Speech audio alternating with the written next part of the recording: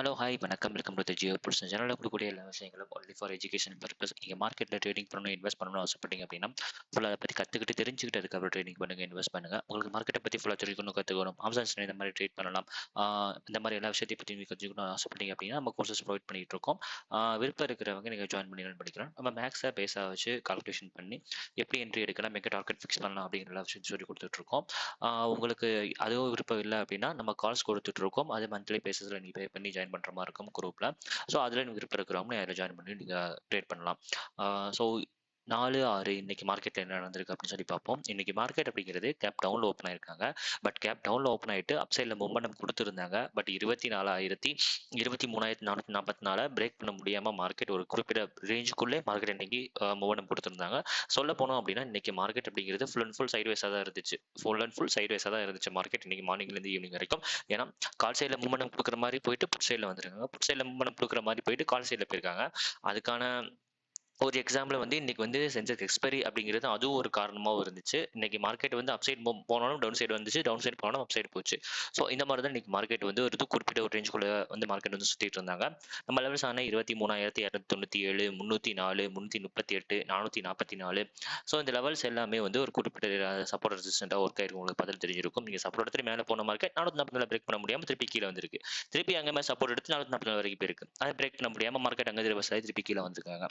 So இந்த மாதிரி தான் இன்னைக்கு மார்க்கெட்டில் நடந்துகிட்டே இருந்துச்சு. ஸோ இதை நம்ம வந்து எதை வச்சு அனலைசிஸ் பண்ணலாம்னு சொல்லி பார்த்தோம் அப்படின்னா 23,500 கால் அண்ட் 23,500 புட். இதை நல்லா நம்ம அனலைசிஸ் பண்ணலாம், நமக்கு தெரிஞ்சிடும். இதில் வந்து 193 அப்படிங்கிறது கீ லெவல், அதே மாதிரி 169 அப்படிங்கிறது நம்மளோட ஸ்டார் லெவல். ஸோ மார்க்கெட் பாருங்க, ஓப்பனான மார்க்கெட் டவுன் சைடில் இருந்திருந்தாலும் மார்க்கெட் வந்து நம்மளோட கீ லெவலில், அதாவது ஸ்டார் லெவலில் பிரேக் பண்ணி மார்க்கெட் மேலே போகலை.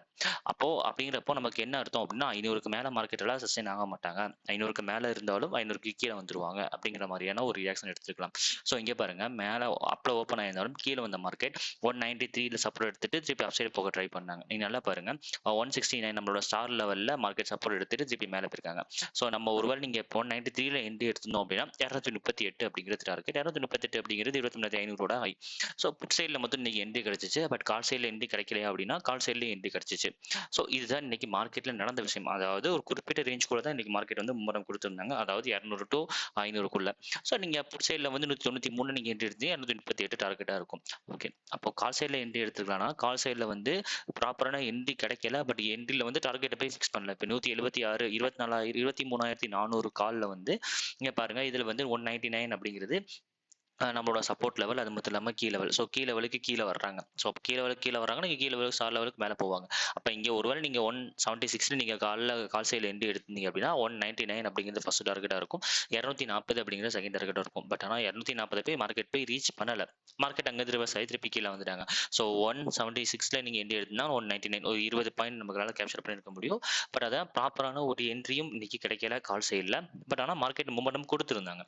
அதே மாதிரி புட் சைடில் பாருங்க, இங்கே வந்து நமக்கு ப்ராப்பரான என்ட்ரி அப்படிங்கிறது 153 நம்மளோட சப்போர்ட் லெவல். ஸோ 153ல நீங்கள் என்ட்ரி எடுத்தீங்க அப்படின்னா 176 ஃபர்ஸ்ட் டார்கெட், அதே மாதிரி 199 செகண்ட் டார்கெட் மார்க்கெட் அழகாக ரீச் பண்ணியிருக்காங்க. ஸோ அதுக்கு மேலே மார்க்கெட் எல்லாம் சஸ்டெயின் ஆக முடியல. ஸோ இதுதான் மார்க்கெட்டில் நடந்திருக்கு. ஏன்னா ஒரு குறிப்பிட்ட ரேஞ்ச் போனுக்குள்ள இன்னைக்கு மார்க்கெட் வந்து சுற்றிட்டு இருக்காங்க. ஸோ நம்ம லெவல்ஸ் தெரிஞ்சுன்னா நம்ம லெவல்ஸில் மார்க்கெட் எங்கெங்கே சப்போர்ட் எடுத்திருக்காங்க அப்படிங்கிறது நமக்கு தெரியும். ஸோ அந்த 126 நம்ம சப்போர்ட் லெவல். ஸோ இதுலேயும் மார்க்கெட் கரெக்டாக சப்போர்ட் எடுத்து மேலே போயிருக்காங்க. பட் இங்கே என்ட்ரி எடுக்கலாமா, நமக்கு என்ட்ரி கிடைக்கல, என்ட்ரி எடுத்துருக்க கூடாது. ஸோ நம்ம ப்ராப்பரான என்ட்ரின்னு பார்க்கணும். 153ல நீங்கள் என்ட்ரி எடுத்துருக்கலாம், இல்லாட்டி 176ல நம்மளோட ஸ்டார் லெவலில் என்ட்ரி எடுத்துருந்தா 199 நமக்கு டார்கெட்டாக இருக்கும். ஸோ கீழே லெவலே ஸ்டார் லெவலே இன்னைக்கு பெருசாக பாயிண்ட் கேப்சர் பண்ண முடியல. பட் மொமெண்டம் கொடுத்துருந்தாலும் நம்மளால கரெக்டான ஒரு என்ட்ரி லெவலில் நம்மளால ஃபைண்ட் அவுட் பண்ண முடியல.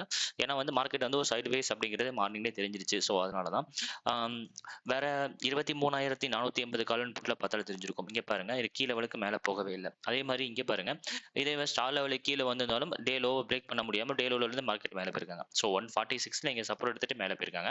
ஸோ அதனால தான் மார்க்கெட்டால மேலே போக முடியல. ஸோ 450க்கு மேலே மார்க்கெட்டால போக முடியல. அங்கே மார்க்கெட் ரிவர்ஸ் ஆகி திருப்பி கீழே வந்துட்டாங்க.